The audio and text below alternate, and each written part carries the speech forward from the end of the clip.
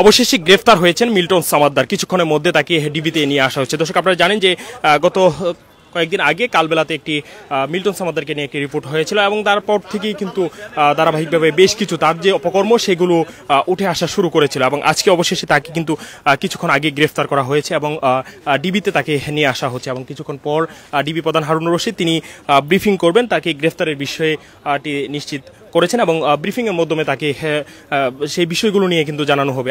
আপনারা জানেন যে গত কয়েকদিন আগে কালবেলায় মিল্টন সামাদ্দারকে নিয়ে একটি রিপোর্ট হয়েছিল। মিল্টন সামাদ্দারের মানবিকতার আড়ালে যে ভয়ঙ্কর রূপ, সেই বিষয়গুলো নিয়ে কিন্তু তাকে নিয়ে নিউজ হয়েছিল এবং আমরা আমাদের কালবেলার যেই রিপোর্টার তিনি আমাদের মধ্যে আছেন এখন, তার সাথে আমরা কথা বলবো যে মিল্টন সামাদ্দারকে নিয়ে আপনারা কালবেলাতে একটি রিপোর্ট হয়েছিল গত কয়েকদিন আগে। সেই রিপোর্টের পরেও কিন্তু আমরা দেখছি যেমনটা যে ধারাবাহিকভাবে তাকে নিয়ে আজকেও আপনি একটি রিপোর্ট করেছেন। তো সর্বোপরি যদি আপনার কাছে জানতে চাই যে এই মিল্টন সামাদ্দার আসলে বিষয়ে যদি জানতে চাচ্ছি আপনার কাছে। ধন্যবাদ। আসলে মিল্টন সামাদ্দার সম্পর্কে যদি বলতে চাই, আমরা দীর্ঘ অনুসন্ধানে যেটি পেয়েছি, উনি একদম ছোটবেলা থেকে ওনার জীবনের পরতে প্রতিটা স্টেজে প্রতিটা ধাপে প্রতারণা করে এই পর্যন্ত এসেছে। একদম ছোটবেলা থেকে স্কুলে থাকতে টিচারকে মেরেছে, বাবাকে মেরেছে, তারপরে যাজকদের পিটিয়েছে, খ্রিস্টানদের চার্চ দখল করতে গেছে, শেষ পর্যন্ত এসে 2012 সালে মিল্টন হোম কেয়ার খুলেছে, তারপর 2014 সালে child and old age care নামে একটা সংগঠন খুলেছে এবং সেটি দিয়ে মানবতার আড়ালে আসলে তিনি এই ভয়ঙ্কর সব কাজকর্মগুলো করে যাচ্ছিলেন। আমরা গতকালকে আপনি যে রিপোর্টটির কথা বলেছিলেন, আমরা গিয়ে আপনার যে পাইকপাড়া, উত্তর পাইকপাড়া, সেখানে গিয়ে আমরা আশ্রম যেটা, সেখানে গিয়ে আমরা সাধারণ মানুষের সাথে কথা বলেছি। অন্তত 100 মানুষের সাথে কথা বলেছি তার আশ্রমের আশেপাশের।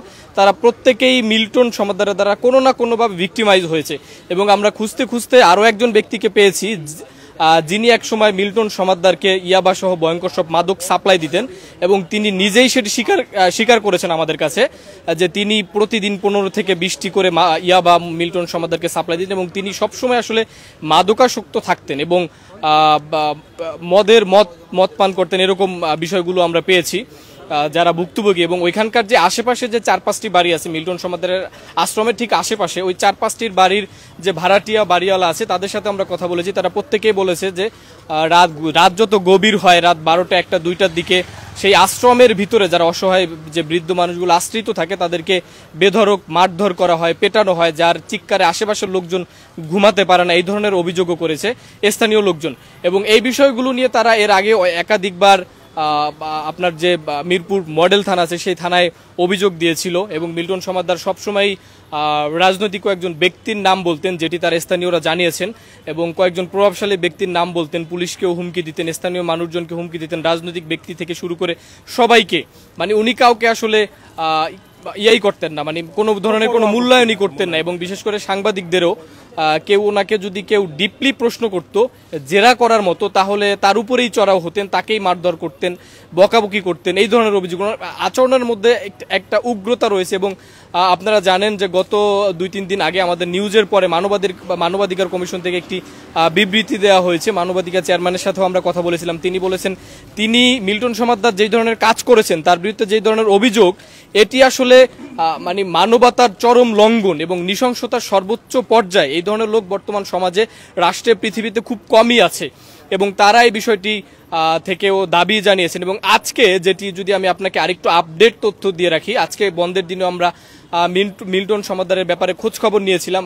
তার বিরুদ্ধে আরও কয়েকটি গির্জা দখলের অভিযোগ উঠেছে, ধর্ম মন্ত্রণালয়ের স্বাক্ষর জালিয়াতি করে। এই ধরনের কিছু কাগজপত্র আমার কাছে আছে যে উনি ধর্ম মন্ত্রণালয়ের সিল স্বাক্ষর জালিয়াতি করে গির্জাগুলোকে দখল করছে, গির্জার যাজকদেরকে পিটিয়েছে এবং খ্রিস্টান যে সম্প্রদায় আছে এই খ্রিস্টানদের প্রায় কয়েক ডজন ব্যক্তির সাথে আমার কথা হয়েছে আজকেও। তারা জানিয়েছে তারা ওই গির্জাগুলোকে দখল করতে মিল্টন সামাদ্দার এবং তার আরেক ভাই আছে লিটন সামাদ্দার, এই গং আপনার গির্জাগুলোকে দখল করে পুরো খ্রিস্টান সম্প্রদায়ের এক ধরনের নিয়ন্ত্রণ করতে চাচ্ছিল, যেটি এখন আমরা আসলে প্রকাশিত হয় না। এটি নিয়ে আমরা কাজ করছি, যাচাই বাছাই করছি। ধন্যবাদ।